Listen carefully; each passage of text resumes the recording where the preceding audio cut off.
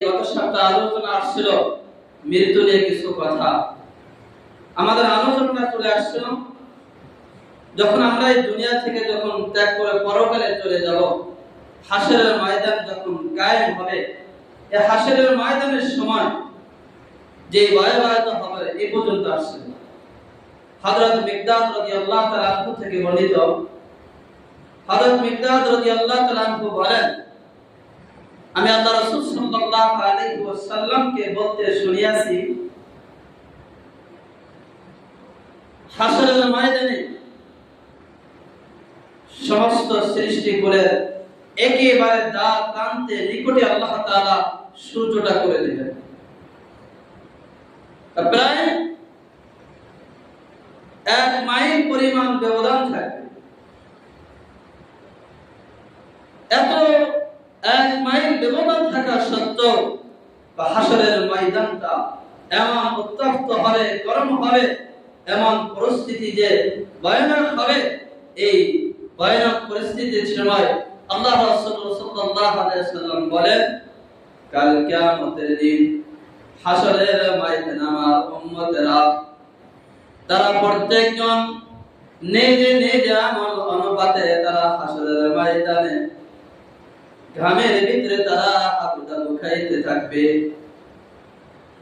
আল্লাহ রাসূল বলেন, কারো টাকনু পর্যন্ত ঘাম হবে, কারো যে হাঁটু পর্যন্ত হবে, কারো কোমর পর্যন্ত হবে, কারো গলা পর্যন্ত হবে। আল্লাহ রাসূল সাল্লাল্লাহু আলাইহি ওয়াসাল্লাম মুখের দিকে ইশারা করে বলেন, এমনকি মানুষের মুখ পর্যন্ত ঘাম হবে। এটা হলো প্রত্যেকজনের আমল অনুপাতে তার সেই হাসরের ময়দানে ঘামের ভিতরে সে হাবুডুবু খাইতে থাকে। এক পর্যায়ে হাসরবাসীরা যখন অসহ্য হয়ে এই ভয়াবহ পরিস্থিতি যখন সহ্য করতে পারবে না,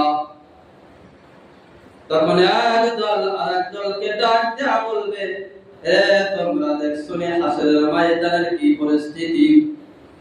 এই ভয়াবহ পরিস্থিতি থেকে মুক্তি পাওয়ার জন্য আমাদের এখন কি করা দরকার?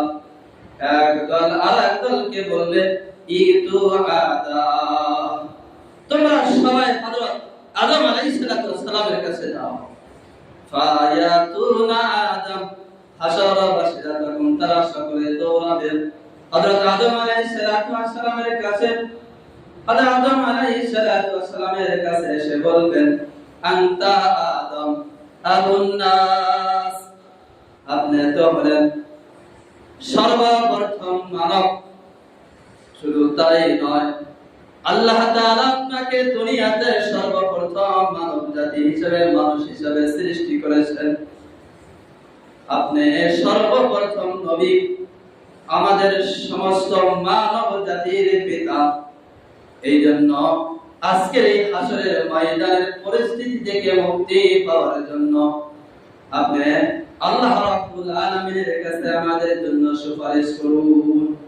তখন তারা গিয়ে আদম আলাইহিস সালামকে বলবেন, আনতা আবুন নাস, আনতা আদম আবুন নাস, আপনি তো হলেন আদম, সমস্ত আদম জাতির পিতা। ইশফা লানা ইলা রাব্বিক, আপনি আপনার প্রভুর কাছে আমাদের জন্য সুপারিশ করুন। হযরত আদম আলাইহিস সালাম তার সন্তানদেরকে ডাকতে বলবেন, এ আমার সন্তানের দল, তোমরা তো আমার কাছে আসছো সুপারিশের জন্য। ইন্না রাব্বি লাকাদ গাদাবতাল ইয়াউমা গাদবা। হযরত ইব্রাহিম আলাইহিস সালাম বলবেন, ইন্না রাব্বি লাকাদ গাদাবতাল ইয়াউমা গাদবা, আজ আমার প্রভু দেওয়া রাগান্বিত হবেন। আমার প্রভু আজকে আমার রাগান্বিত হবেন। লাম ইয়াগদাব ক্বাবলাহু মিসলা, ইতিপূর্বে আমার আল্লাহ তাআলা এমন আর কখনো রাগান্বিত হন নাই। ওয়ালা ইয়াগদাব বাদাহু মিসলা, এবং এর পরও আমার প্রভু আর কখনো এমন আর রাগান্বিত হবেন না। আজকে আমার প্রভু যে রাগান্বিত হয়েছে, এমন রাগ আর কোনোদিনও হয়ও নাই, আবার কোনোদিনও হবেও না। তাহলে আমরা এর দ্বারা কি বুঝতে পারি? আল্লাহ রাব্বুল আলামিনের সেই মুহূর্তের রাগটা থাকাকে চূড়ান্ত করতে রাগ। হযরত ইব্রাহিম আলাইহিস সালাতু ওয়াস সালাম ইব্রাহিম আলাইহিস সালাতু ওয়াস সালাম কে লোকেরা বলবেন আল্লাহ তাআলা তো আপনাকে অনেকগুলো বৈশিষ্ট্য দিয়েছেন, আপনাকে মর্যাদাশীল করেছেন। তখন লোকেরা হযরত আদম আলাইহিস সালাতু ওয়াস সালামকে লক্ষ্য করে বলবেন খালাকাল্লাহু বিয়াদি, আল্লাহ রাব্বুল আলামিন আপনাকে তো নিজ কুদরতের হাতে সৃষ্টি করেছেন। আল্লাহ তাআলা আপনাকে নিজ কুদরতের হাতে সৃষ্টি করেছেন। ওয়ারূহু ফীকা ওয়া নাফাকা ফীকা বিররূহি, আল্লাহ তাআলা আপনাকে আপনার ভিতরে রূহকে ঢেলে দিয়েছেন। ওয়া মারাল মালায়েকা ফাসাদাতু লাকা, আর আল্লাহ তাআলা ফেরেশতাদেরকে আদেশ করেছেন আপনাকে সিজদা করার জন্য। নূরের দ্বারা তৈরিকৃত ফেরেশতাদেরকে আপনার মাটি দ্বারা সৃষ্টিকৃত আদমকে সিজদা করার জন্য বলেছেন। আপনি আল্লাহ তাআলার কাছে ইসফালানা ইলা রাব্বি, আপনি আল্লাহ তাআলার কাছে আমাদের জন্য সুপারিশ করুন, আমাদের জন্য আল্লাহ তাআলা যেন এই হাসরের ময়দান থেকে, এই মহা বিপদ থেকে, ভয়াবহ থেকে যেন আল্লাহ তাআলা আমাদেরকে মুক্তি দান করে, আল্লাহ তাআলার কাছে সুপারিশ করে। আদম আলাইহিস সালাতু ওয়াস সালাম বলেন নাহা আনিশ শাজারা, আল্লাহ তাআলা আমাকে গাছের ফল খাওয়ার জন্য নিষেধ করেছিলেন, আমি সেই গাছের যে ফল খেয়েছিলাম ফাসাইতুহু, আল্লাহ তাআলা সেই নিষেধমূলক কাজটা আমার কাছ থেকে একটু ব্যতিক্রম হয়ে প্রকাশ হয়েছিল। এইজন্য নফসি নফসি, আমি তো নিজের চিন্তায় আছি, আমি তো তোমাদের যে সুপারিশ করার জন্য উপযুক্ত নয়। ইযহাবু ইলা নূহ, তোমরা হযরত নূহ আলাইহিস সালাতু ওয়াস সালামের কাছে যাও। ফায়াতুনা ইলান নূহ, তখন সমস্ত হাসরতবাসীরা হযরত নূহ আলাইহিস সালাতু ওয়াস সালামের কাছে যাবেন।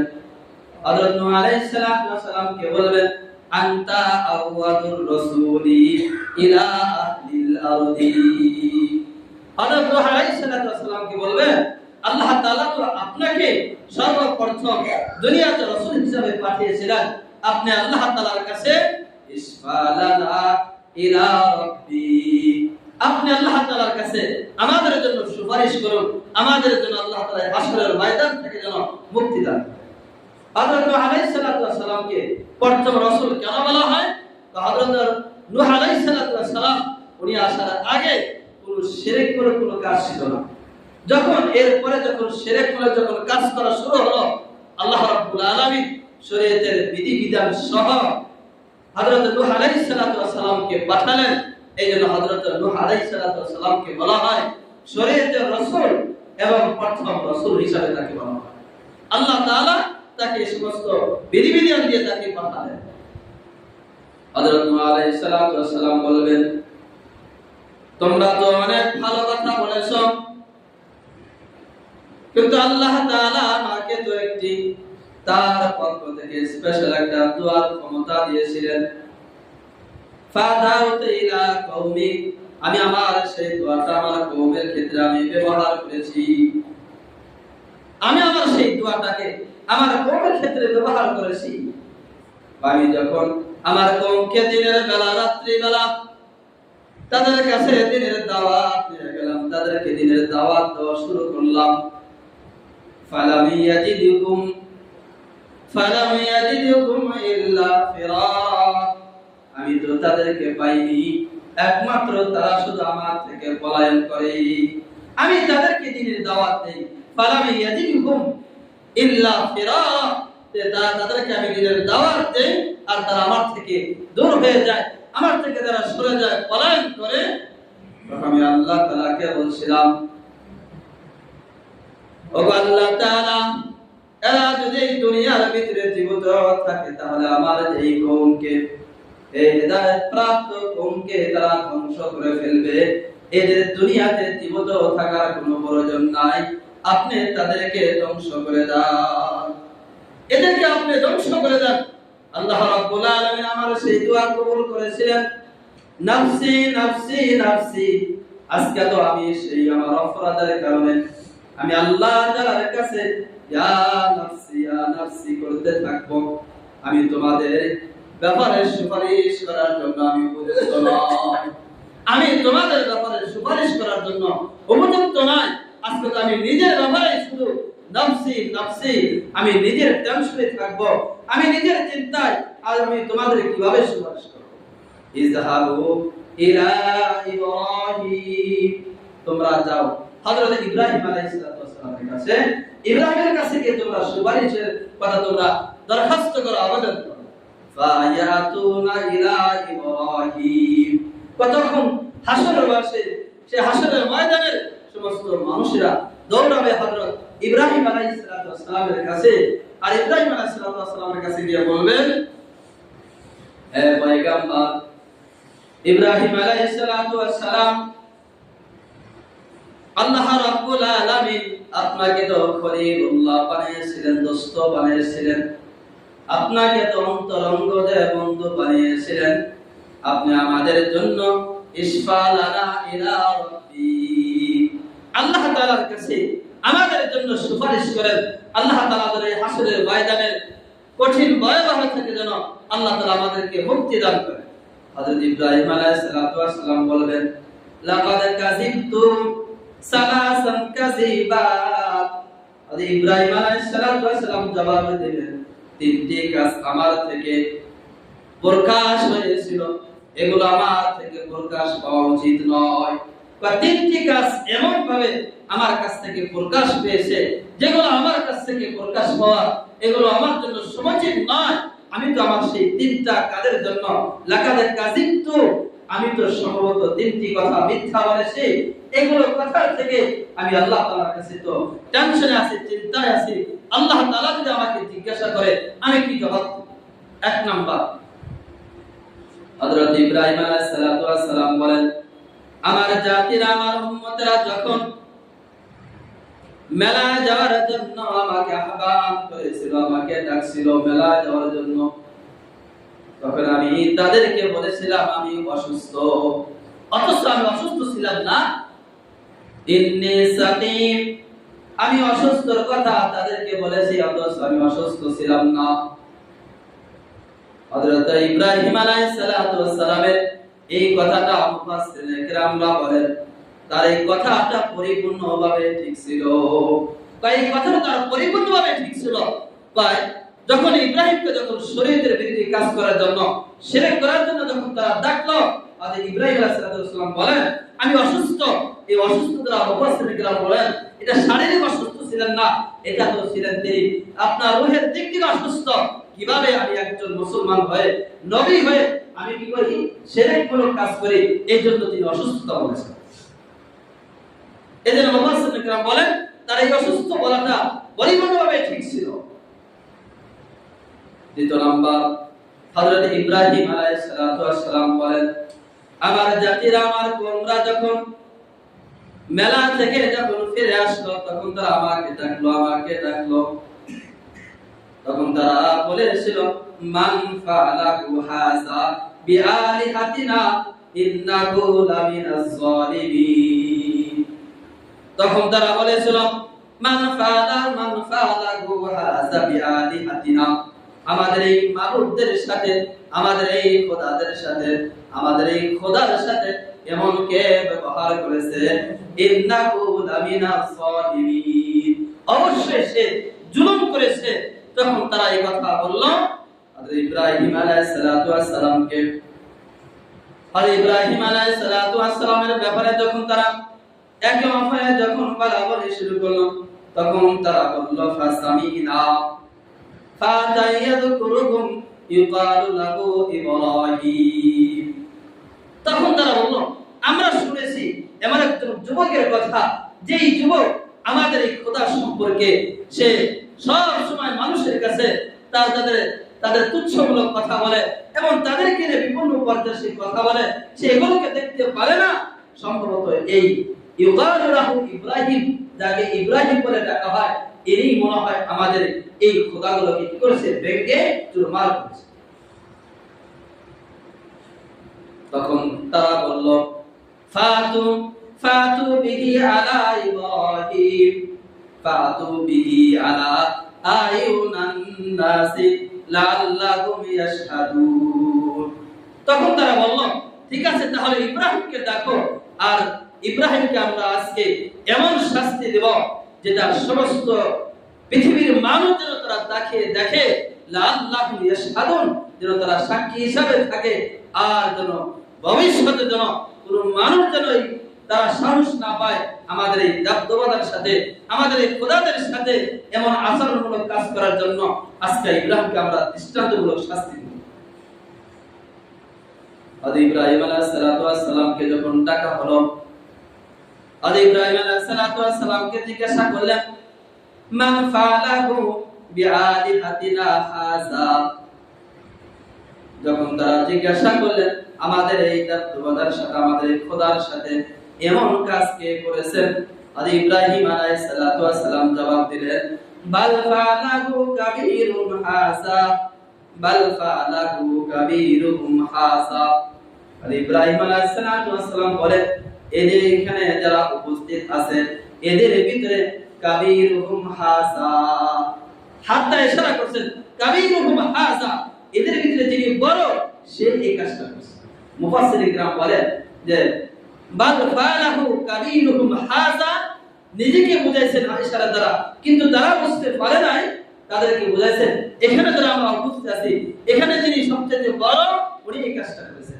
তাহলে ইব্রাহিম আলাইহিস সালাম ওই উপস্থিত সবচেয়ে বড় ছিলেন কিনা? তারা তো সব মুশরিক কাফের ভাই, কিন্তু তারা বুঝতে পারে নাই। হযরত ইব্রাহিম আলাইহিস সালাম তাদেরকে বলেন, ফাসআলুহুম, তোমরা জিজ্ঞাসা করো, ইন কানুনা ইয়ানতিকুন, যদি তারা কথা বলতে পারে তাহলে তোমরা তাদেরকে জিজ্ঞাসা করো তাদের সাথে এই ব্যবহার কে করেছে, এই আচরণ কে করেছে, তাদের সাথে তাদেরকে তুমি জিজ্ঞাসা করো। তখন সে তারাই বলতে থাকবে, লাকাদ আলিমতা মা হাউলাই ইয়ানতিকুন। তখন তারাই বলবে, হ্যাঁ ইব্রাহিম আলাইহিস সালাম, আপনি তো জানেন, লাকাদ আলিমতা মা হাউলাই ইয়ানতিকুন, এরা যে কথা বলতে পারে না এটা তো আপনি জানেন, এরপরও আপনি তাদের কথা বলছেন, এরা তো কথা বলতে পারে না। আদি ইব্রাহিম আলাইহিস সালাম তাদের এই কথার জবাবে বলেন, উফিল্লাকুম মালি ওয়ালিমা তাবুদুনা মিন দুনিল্লাহ, উফিল্লাকুম ওয়ালিমা তাবুদুনা মিন দুনিল্লাহ, এরপরও তোমাদের জন্য আফসোস যারা তোমরা তাদের ইবাদত করো, এবং তাদের জন্য আফসোস যাদের জন্য তোমরা ইবাদত করো, তারা নিজেরা কথা বলতে পারে না, নিজেদের উপর আঘাত সেটা প্রত্যাঘাত করতে পারে না, নিজেদের কোনো কাজকে তারা বাধা দিতে পারে না। আজকে তোমরা তাদেরকে ইবাদত করো, আল্লাহ তাআলা ছাড়া, উফিল্লাকুম ওয়ালিমা তাবুদুনা ইয়ানতিকুন, আজকে তোমরা এমন একজনের ইবাদত করো যে কোনো কথা বলতে পারে না। তৃতীয় নাম্বার কাজ ছিল, আদি ইব্রাহিম সালাম বলেন, এটা আমার থেকে এইভাবে প্রকাশ পাওয়া সমুচিত মনে করি না, এইজন্য আমি শুধু নিজের জন্য ইয়া নাফসি করতে থাকবো। তৃতীয় নাম্বার কাজ যেটা আমার থেকে প্রকাশ পেয়েছিল সেটা হলো আদি ইব্রাহিম আলাইহিস সালাম এবং তার স্ত্রী সারাকে নিয়ে যখন মিশরের উপরে যখন রওনা দিলেন, বা মিশরের দিকে রওনা হওয়ার পরে, আর মিশরের তৎকালীন সে বাদশা ছিলেন সিনান ইবনে ইলওয়ান, সে ছিল নারী নবী বাদশা।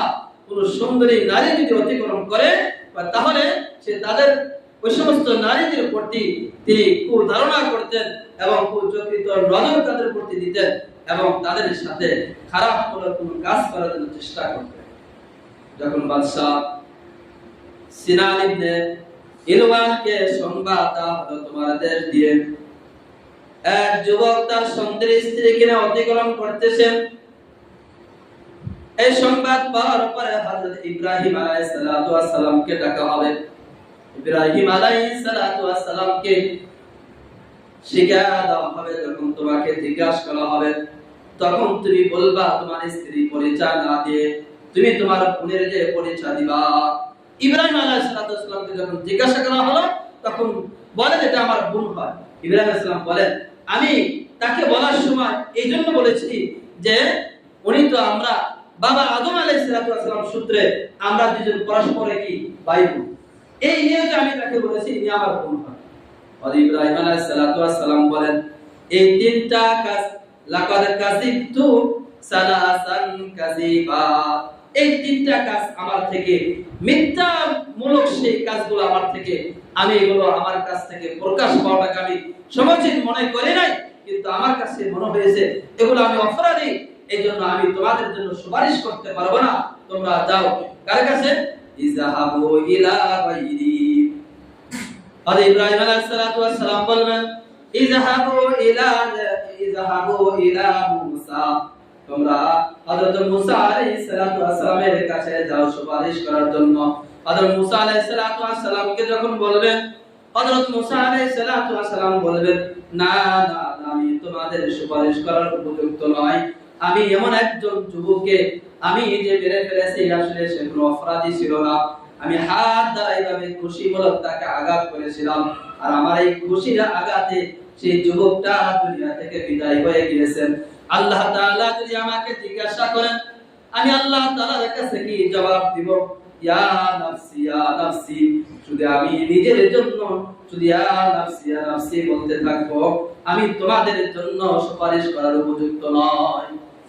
আর এই হযরত মুসা আলাইহিস সালাতু ওয়াস সালাম তাদেরকে বলবেন ইযহাবু ইলা গায়রি, ইযহাবু ইলা ঈসা, তোমরা হযরত ঈসা আলাইহিস সালাতু ওয়াস সালামের কাছে যাও।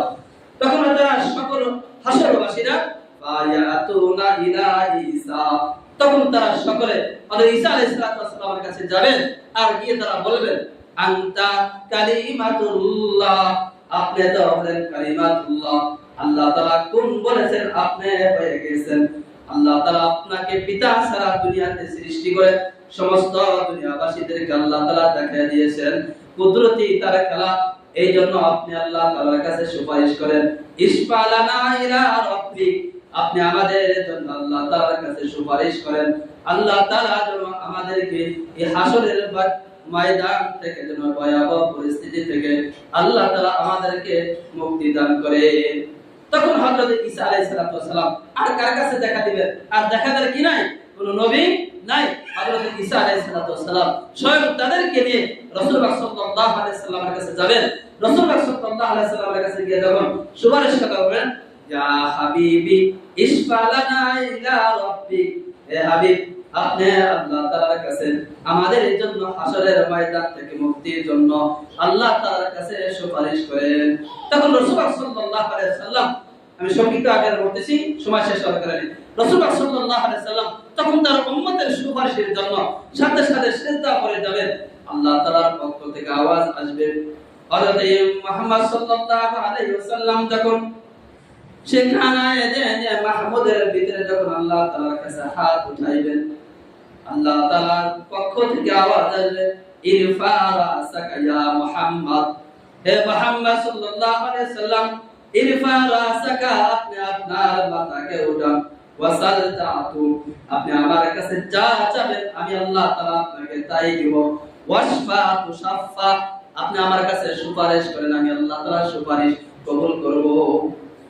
আল্লাহ রাসূলকে যখন এই সংবাদ দিলেন, রাসূলুল্লাহ সাল্লাল্লাহু আলাইহি ওয়াসাল্লাম মাথা উঠালেন, মাথা উঠানোর পরে আল্লাহ তাআলা তাকে বলবেন, আপনার উম্মতদেরকে নিয়ে আপনি জান্নাতে যান।